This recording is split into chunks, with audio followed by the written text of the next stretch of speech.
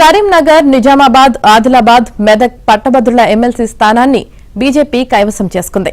ఆ పార్టీ అభ్యర్థి అంజిరెడ్డి రెండో ప్రాధాన్య ఓట్లతో విజయం సాధించారు. తన సమీప ప్రత్యర్థి కాంగ్రెస్ అభ్యర్థి వి నరేందర్ రెడ్డిపై 5,106 ఓట్ల ఆధిక్యం పొందారు.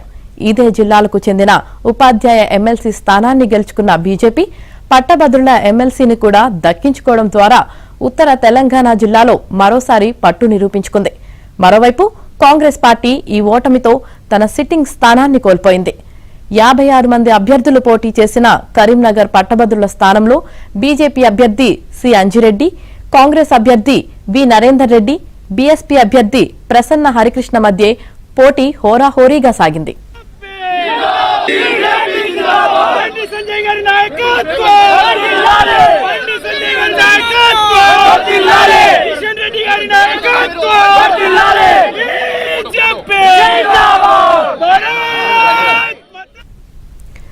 కరీంనగర్, నిజామాబాద్, ఆదిలాబాద్, మెదక్ పట్టభద్రుల ఎమ్మెల్సీ స్థానంలో సిట్టింగ్ ఎమ్మెల్సీగా కాంగ్రెస్ పార్టీకి చెందిన సీనియర్ నేత జీవన్ రెడ్డి ఉన్నారు. ఈసారి పోటీకి ఆయన సుముఖత తెలపకపోవడంతో కాంగ్రెస్ అధిష్టానం విద్యా సంస్థల అధినేత వి నరేందర్ రెడ్డిని బరిలోకి దింపింది. కాంగ్రెస్ టికెట్ ఆశించిన ప్రసన్న హరికృష్ణ బీఎస్పీ అభ్యర్థిగా పోటీలో నిలిచారు. అయితే మొదటి నుంచి గెలుపుపై ధీమాతో ఉన్న కాంగ్రెస్ కు ఊహించని షాక్ తగిలింది. ఈ 4 ఉమ్మడి జిల్లాల పరిధిలో 21 మంది ఎమ్మెల్యేలు, 2 ఎంపీలు ఉన్నా మిత్రపక్షంగా సిపిఐ మద్దతు ప్రకటించిన కాంగ్రెస్ తన సిట్టింగ్ స్థానాన్ని కాపాడుకోలేకపోయింది. సీఎం రేవంత్ రెడ్డి కూడా ప్రచారం చేసినా ప్రయోజనం లేకుండా పోయింది. ఇదే నియోజకవర్గ పరిధిలో 7 ఎమ్మెల్యేలు, 4 ఎంపీలను కలిగి ఉన్న బీజేపీ అందరికంటే ముందుగానే అభ్యర్థిని ప్రకటించినా ఆలస్యంగా ప్రచారంలోకి దిగింది. అయినా అనూహ్యంగా పోటీ ఇచ్చి పట్టభద్రుల ఎమ్మెల్సీ స్థానంతో పాటు ఉపాధ్యాయ ఎమ్మెల్సీ స్థానాన్ని కూడా కైవసం చేసుకుని ఈ ప్రాంతంలో తన పట్టును మరింత పెంచుకుంది. బీఆర్ఎస్ ఈ ఎన్నికల్లో అభ్యర్థిని నిలపకపోగా పోలింగ్ కు ఒకరోజు ముందు బీసీ అభ్యర్థికి ఓటు వేయాలని ఆ పార్టీ నేతలు వివిధ ప్రాంతాల్లో ప్రకటనలు చేశారు.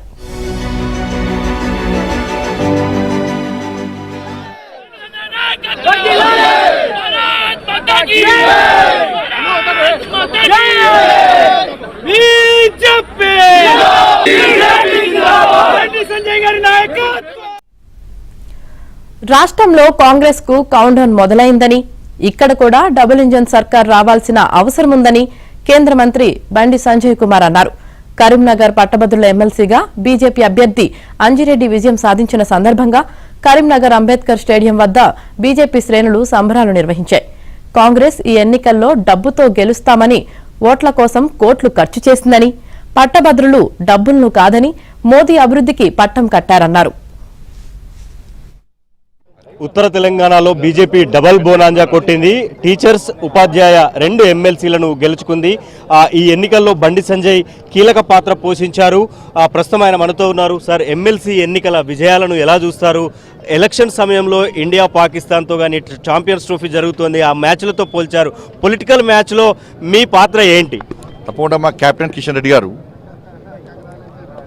మాకు మేనేజర్లకు అన్ని స్ఫూర్తించేది నరేంద్ర మోడీ గారు. భారత్ పాక్ క్రికెట్ మ్యాచ్ ఎట్లా జరిగిందో ఈడ కూడా అదే వాతావరణం. అక్కడ భారత్ టీమ్గా వచ్చినటువంటి భారతీయ జనతా పార్టీ ఇలా విజయం సాధించింది. ఈ విజయం మామూలు విజయం కాదు. ఇండియా పాకిస్తాన్ మ్యాచ్ అప్పుడు ఏ విధంగా ఆతృతతో ప్రజలు ఎదురు చూసారో అదే స్థాయిలో ఈ ఎన్నికల ఫలితాల కోసం ప్రజలు ఎదురు చూసారు. కాబట్టి ఇవాళ ఈ మ్యాచ్లో గెలవడానికి, అడ్డదారిలో గెలవడానికి కాంగ్రెస్ పార్టీ ప్రయత్నం చేసింది. మమ్మల్ని ఓడించడానికి బీఆర్ఎస్ పార్టీ బీఎస్పీ అభ్యర్థి సపోర్ట్ చేసింది. కానీ ఏం చేసినా వాళ్ళ కుట్రలు, వాళ్ళ కుతంత్రాలు ఫలించలే. ఇలా న్యాయం గెలిచింది, ప్రజాస్వామ్యం గెలిచింది. అంటే బీజేపీకి ఎన్నికలు బూస్టప్ ఏమో కానీ కాంగ్రెస్కు ఓడినా గెలిచినా పెద్దగా ప్రభుత్వానికి వచ్చిన ఇబ్బంది ఏమీ లేదని సీఎం రేవంత్ రెడ్డి గారు అన్నారు. ముఖ్యమంత్రి గారు 3 ప్రాంతాల్లో పర్యటించారు, 3 జిల్లాలు పర్యటించారు, సమావేశం నిర్వహించారు. కానీ ముఖ్యమంత్రి గారు గెలుపు ఓటములు అంటే గెలుపును కాంగ్రెస్ పార్టీ ఎన్నికలకు ముందే ఒప్పుకున్నది. ఎన్నికల ముందే ఒప్పుకునే కాబట్టి ప్రజలు ఎందుకు ఓటేయాలిగా? మేము కాంగ్రెస్ పార్టీ మీద 14 నెలల్లో మార్పు కోరుకున్నది. దేశంలో ప్రస్తుతం మొట్టమొదటి రాష్ట్రం తెలంగాణ రాష్ట్రం. ఇక్కడ మార్పు కోరుకున్న కాబట్టి ప్రజలు మార్పు భారతీయ జనతా పార్టీ ద్వారా సాధ్యమని భావించే మాకు ఓటు గెలిపించారు. కాంగ్రెస్ పార్టీ పూర్తి అవినీతి పార్టీ అని ప్రజలు గమనించారు. కాంగ్రెస్ పార్టీ ప్రజలకు సేవ చేయలేని పార్టీ, ఈ తెలంగాణ రాష్ట్రాన్ని అభివృద్ధి చేయలేని పార్టీ అని ప్రజలు భావించారు. ఈ తెలంగాణ రాష్ట్రాన్ని అభివృద్ధి చేసేది నరేంద్ర మోడీ గారు మాత్రమే. కేంద్రం నిధులు ఇస్తే కాంగ్రెస్ పార్టీ నిధులను వాడుకునే స్థితి లేదు. నిధులను డైవర్ట్ చేస్తున్నారు. కేంద్ర ప్రభుత్వ సంక్షేమ పథకాలు వాళ్ళ పథకాలు చిత్రీకరించే ప్రయత్నం చేస్తున్నారు. కేంద్రానికి అభివృద్ధికి సహకరిస్తలేదు. కేవలం పేరు ప్రఖ్యాత కోసం కేంద్రాన్ని విమర్శించడమే పనిగా పెట్టుకున్నారు. కాబట్టి మాకు అభివృద్ధి కావాలి, మాకు నిధులు కావాలి, మాకు న్యాయం జరగాలని చెప్పి ప్రజలు భావిస్తున్నారు. కాబట్టి ఇలా భారతీయ జనతా పార్టీ విశ్వాసాన్ని నమ్మకంతో ఓటేశారు. ఇలా మీరు ఆలోచించండి. ఇలా ఇక్కడ కొట్టాడింది మేము, గతంలో బీఆర్ఎస్ పార్టీకి వ్యతిరేక కొట్టాడేది మేము, కాంగ్రెస్ పార్టీకి వ్యతిరేక కొట్టాడేది మేము. క్యాడరు కెపాసిటీ ఉన్నటువంటి పార్టీ భారతీయ జనతా పార్టీ. ఇవాళ ఇవన్నీ గుర్తించిన ప్రజలు ఇలా మా కార్యకర్తలు లాంటి దెబ్బతిన వట్టి తీసుపడతారా? మా కార్యకర్తలు మా నాయకులు జైలుకునే విధానం వట్టి తీసుపడతారా ప్రజలు? మా కార్యకర్తలు ఒక్కొక్కరు 30-40 కేసులు ఉన్నాయి, వట్టి తీసుపడతారా? ప్రజలు గమనిస్తారు కదా. పోలింగ్ బూత్లకు లోపల పోతుండే 5,000 రూపాయలు, ఓటు వేసేసాక 5,000 రూపాయలు, ఇంట్లో వండుకున్న రాత్రి లేపి పైసలు వంచిర్రు. పైసలు వంచడానికి 1000 మంది వచ్చారు ఇక్కడికి. ఇలా ఎక్కడి వచ్చినాయి పైసలు ఇవన్నీ? అంటే డబ్బుల ద్వారా గెలుద్దామనుకునే వ్యక్తులకు ఇప్పుడు మాలాంటి కార్యకర్తలు ఏరిపోవాలి. డబ్బులు పంచలేని కార్యకర్తలు, రాజకీయ నాయకులు. నేను కాంగ్రెస్ పార్టీ కార్యకర్తలు కూడా అప్పీల్ చేస్తున్నాను. కాంగ్రెస్ పార్టీ కార్యకర్తలు కూడా అప్పీల్ చేస్తున్నాను. ఇలా డబ్బులు ఉన్నకే టికెట్లు మీరిస్తే, డబ్బులు వంచి గెలిస్తే మీ రాజకీయ భవిష్యత్తు ఏంది? అన్ని పార్టీల్లో పనిచేసే కార్యకర్తల రాజకీయ భవిష్యత్తు ఏంది? ఇలా మేము ఒక్క పైసా వంచలే. అంజరెడ్డి గారికి డబ్బు ఉండొచ్చు, కానీ పైసలు వంచనీయాలే. మేము పైసలు వంచద్దు అనుకున్నాం. నరేంద్ర మోడీ గారు క్లియర్గా చెప్పారు మాకు. జేపీ నడ్డా గారు క్లియర్గా ఆదేశం ఇచ్చారు, ఎక్కడ పైసలు వంచద్దు. కిషన్ రెడ్డి గారు డేగకంతో అబ్జర్వ్ చేశారు, ఏడ పైసలు వంచద్దు. మన ప్రజాస్వామ్యబద్ధంగా ఎన్నికల పోటీ ఇలా గెలవాలని చెప్పని.